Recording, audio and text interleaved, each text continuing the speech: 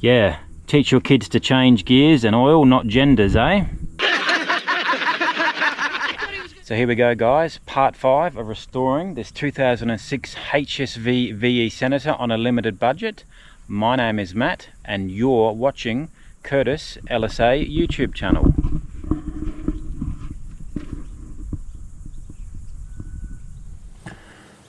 Now with Senator, it had the drop down DVD player here. Now the way you get this down is you press this button here and it actually pops down for you and it hangs here. Now I did this before, it's actually broken right there if you can see in camera.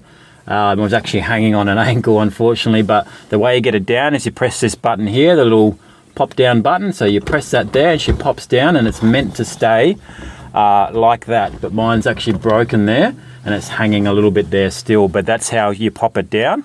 Now, ain't nothing like a 1980s Arnold Schwarzenegger movie, Commando, one of my favourites.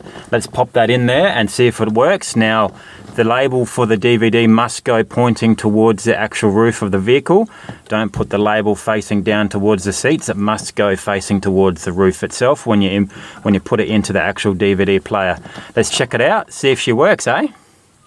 Now, the way you get this on is you obviously put the vehicle into accessories mode, and then you press the auxiliary button on the actual center console down there. You probably can't see it in camera, it's that far away. And then hopefully our screen works for our DVD player and I can watch one of my favorite 1980s Arnold Schwarzenegger movies, Commando, in the back of my Holden special vehicle.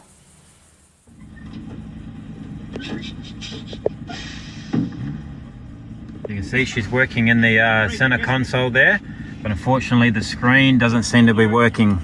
The lights are on.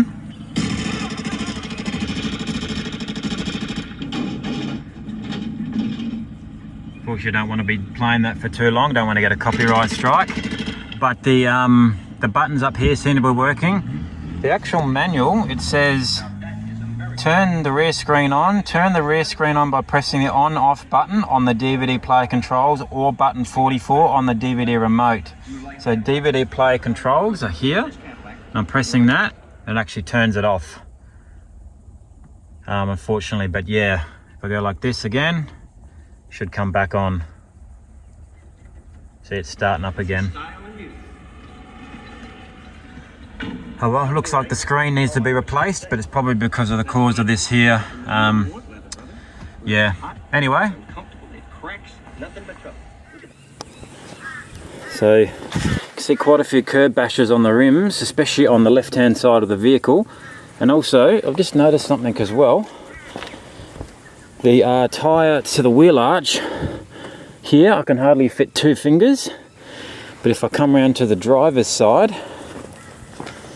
I can actually fit almost 3 fingers in there from the wheel arch to the tyre. If I stand back, come back around to this side, I'll show you.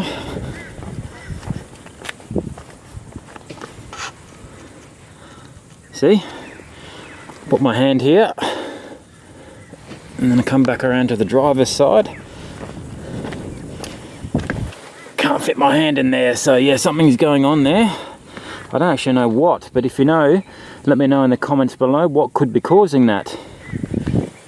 Come around to the back, see if it looks alright from the back. Put my couple of fingers there, so it's pretty much 3 fingers.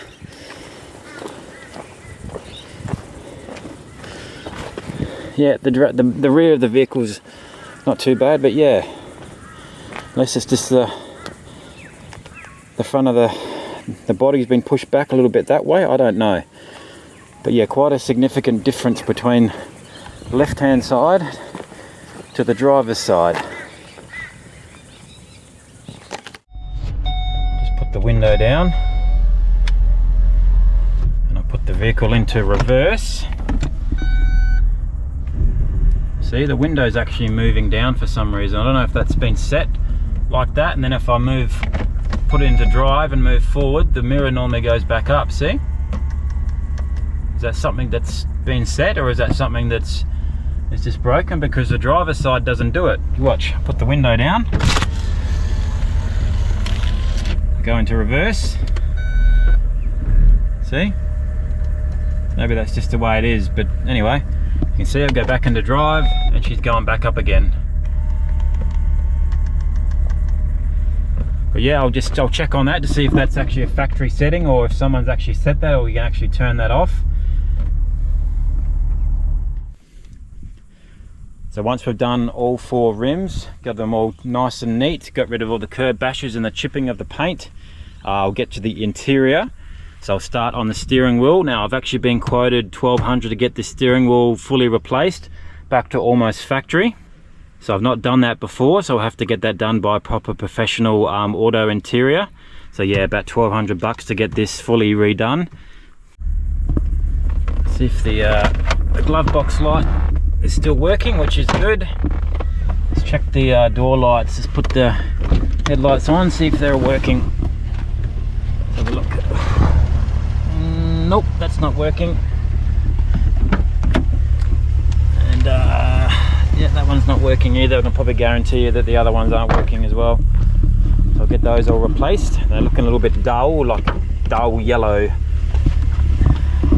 Yep, no, that's not working. So we'll get all those replaced.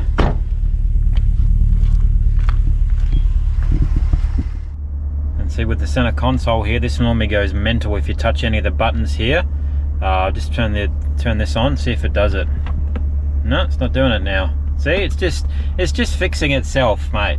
But yeah, this normally goes mental. It tries to look for the tuning for all the stations. This is what it was doing before, but of course, you know how it is when you take your car to a mechanic and it says it's doing something, it doesn't do it when you take it there.